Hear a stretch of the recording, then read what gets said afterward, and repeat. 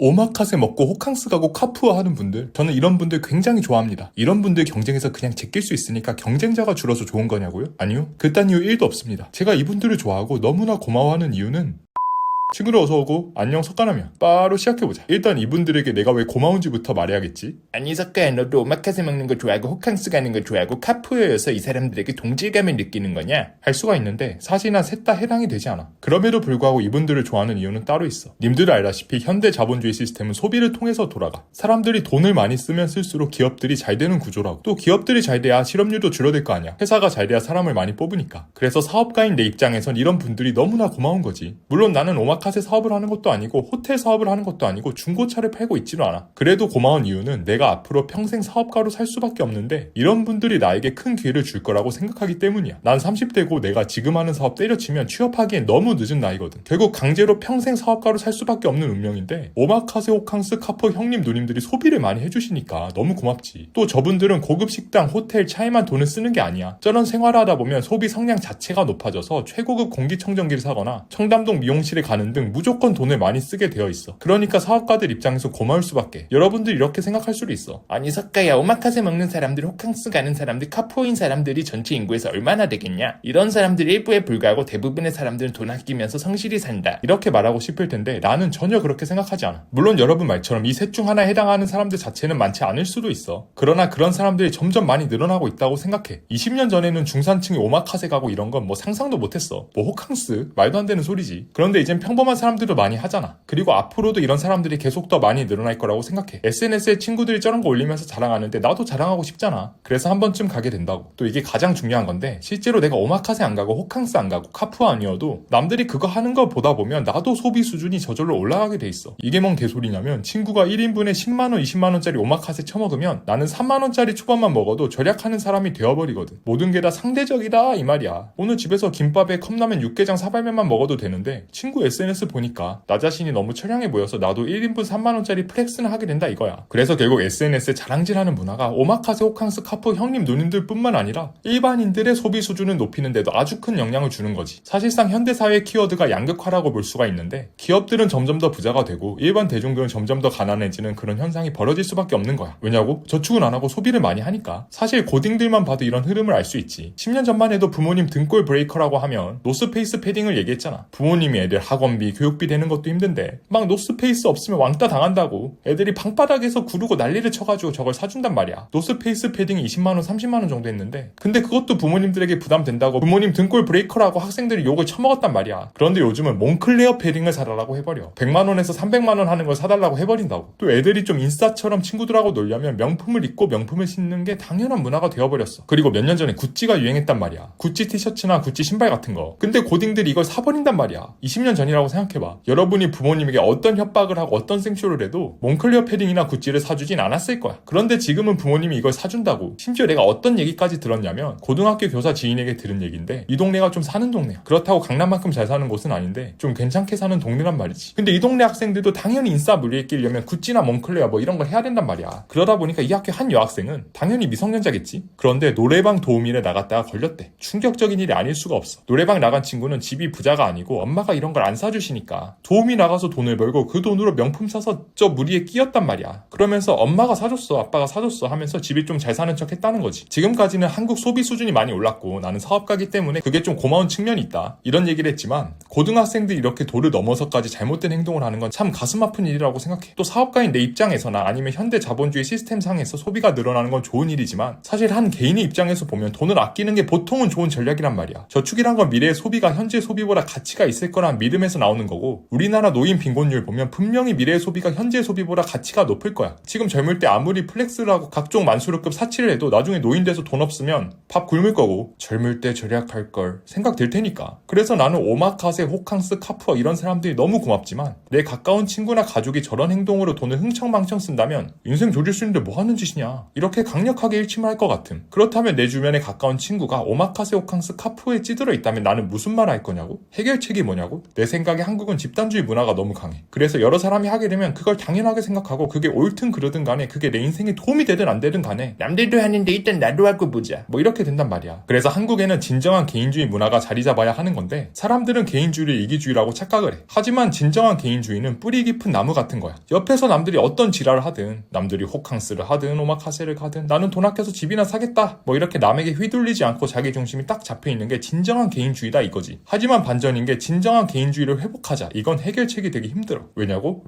인간은 사회적 동물이잖아. 그렇기 때문에 집단에 소속되고 싶어하고 사람들하고 소통을 하고 싶어하고 상호작용을 하고 싶어한다고. 그런데 개인주의자는 항상 외롭거든. 당연히 인생은 혼자다. 나의 주체적인 삶을 회복하자. 뭐 이런 자기 암시를 하는 것도 굉장히 좋은 방법이지만 대부분의 사람들은 어차피 외로움을 견디지 못하고 또다시 집단주의의 틀로 들어올 수밖에 없다고 나는 생각을 해. 그래서 내 생각에 좋은 해결책은 현재 시대의 흐름과 반대가 되는 집단에 들어감으로써 지나친 소비를 하고 싶은 유혹을 끊어내는 거라고 봄. 대표적으로 거지방 같은 게 있는데 생소한 분들도 있을 수 있으니까 간략히 설명하면 카톡 오픈 채팅방이야. 절약을 공통의 목표로 해서 서로의 지출 내역을 상세히 공개하고 잘하면 서로 칭찬도 하고 못하면 질책도 듣고 뭐 이런 방이란 말이야. 채팅방 닉네임에는 보통 매달 지출 목표를 정해놓는다더라고. 그리고 과소비를 하면 그에 대한 반성 같은 것도 적어놓는다 이거야. 참고로 돈 없는데 버블티 먹고 싶을 때 거지방 형님 누님들 이렇게 하신대. 컵에다 동그라미 스티커를 붙여버림. 어우야 황공포증 생기겠다. 이 사진 한 장만 봐도 카톡방 분위기 알겠지? 되게 유쾌하잖아. 결국 거지방도 하나의 집단인 건데 이런 집단에 들어가서 돈을 아끼는 사람들을 보다 보면 세상에 오마카세 호캉스 카푸어가 전부가 아니구나. 이렇게 극단적으로 절약하는 사람들도 있구나. 이런 걸 느끼게 되면서 여러분들이 내 집 마련이나 자산 축적의 꿈에 한 발짝 더 다가갈 수도 있겠지. 이런 식으로 사람은 어떤 집단에 속해 있냐가 굉장히 그 사람에게 큰 영향을 준다고 생각해.